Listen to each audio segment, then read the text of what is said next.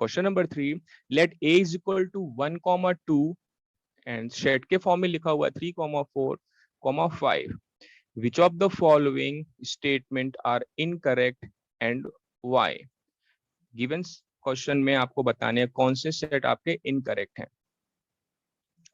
चलिए तो one by one check कर लेते हैं. बात करते हैं इसमें फर्स्ट की. तो 3,4 इज सबसेट ऑफ ए. तो 3,4 जो कि यहाँ पे एक एलिमेंट के फॉर्म में दे रखा हुआ है, this is the subset of A. तो ये आपका इनकरेक्ट है. ठीक है, this is the incorrect statement. तो आप कहोगे कि इसको करेक्ट कैसे करें.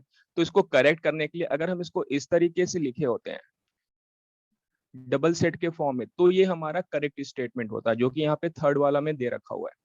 यानी कि ये हमारा करेक्ट स्टेटमेंट हो जाएगा और ये हमारा रॉन्ग स्टेटमेंट हो जाएगा. चलिए सेकंड वन है 3,4 belongs to A. This is the correct, क्योंकि यहाँ पे 3,4 आपका एलिमेंट है. जो ये सेट यहाँ पे दे रखा है, this is the form of element, then this is the correct. Third one again मैंने यहाँ पे डिस्कस किया कि this will be the correct format.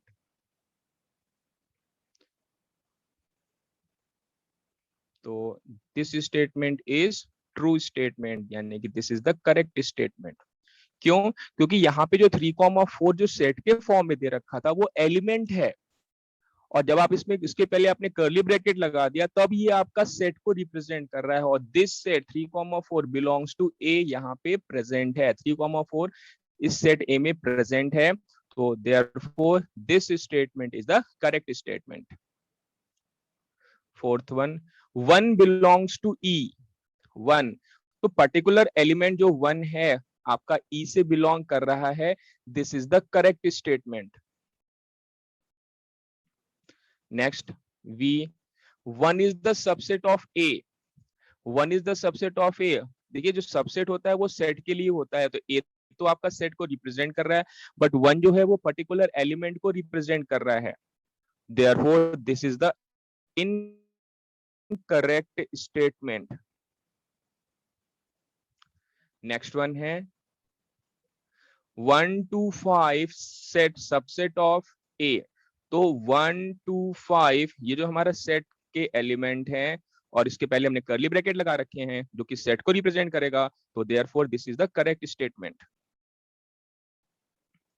Seventh one है 1 to 5 जो सेट के फॉर्म में दे रखा है बिलोंग्स टू A. तो this is the incorrect statement, because 1 to 5 जो हमारे सेट के फॉर्म में है और सेट हमें कभी पर्टिकुलर बिलोंग नहीं करेगा. दिस इज द सबसेट होगा. जैसे कि हमारा ये स्टेटमेंट ट्रू है तो ये स्टेटमेंट हमारा फॉल्स हो जाएगा. तो हम इसको कह देंगे this is the incorrect statement. Next one 1 to 3. 1 to 3 1 to 3 subset of A. देखिए यहाँ पे जो 3 है वो 3 4 के कॉम्बिनेशन के फॉर्म में है. इनको हमें हमेशा एक साथ ही रिप्रेजेंट करना है. 3,4 को हमें हमेशा एक साथ ही क्या करना है, रिप्रेजेंट करना है. बट यहाँ पे इन्होंने इसको सेपरेट कर दिया. तो this is the incorrect statement. क्यों? क्योंकि 3 आपका यहाँ पे इस गिवन क्वेश्चन में 3 आपका इंडिविजुअली प्रेजेंट नहीं है, वो 3 एंड 4 के कॉम्बिनेशन के साथ में प्रेजेंट है. चलिए next one 5 belongs to A. 5 का मतलब क्या होता है? 5 का मतलब होता है एम्प्टी सेट, और कभी सेट हमारा बिलोंग्स टू नहीं होता है. क्लियर है? देयरफॉर ये स्टेटमेंट क्या हो जाएगा, हमारा इनकरेक्ट स्टेटमेंट हो जाएगा. लास्ट वन देखिए 5 is the subset of A. जैसा कि हम लोगों ने पढ़ रखा हुआ है कि एम्प्टी सेट सारे सेट का सबसेट होता ही होता है, और यहाँ पे 5 जो है एक एम्प्टी सेट को रिप्रेजेंट करता है. तो set is the subset of set A. Therefore this is the correct statement.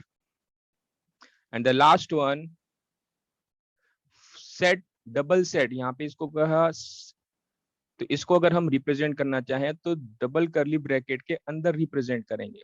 तो डबल करली ब्रैकेट यहाँ पे does not belong to set A होगा, आपका does not subset of A होगा. देयरफॉर इसको हम क्या कह देंगे, इसको हम बोल देंगे इनकरेक्ट स्टेटमेंट. चलिए, तो यहाँ पे आपका first, fifth, seventh, eight, ninth और 11th ये स्टेटमेंट आपके क्या है, ये आपके इनकरेक्ट स्टेटमेंट है और इनके रीजन भी मैंने एक्सप्लेन कर दिए आपको।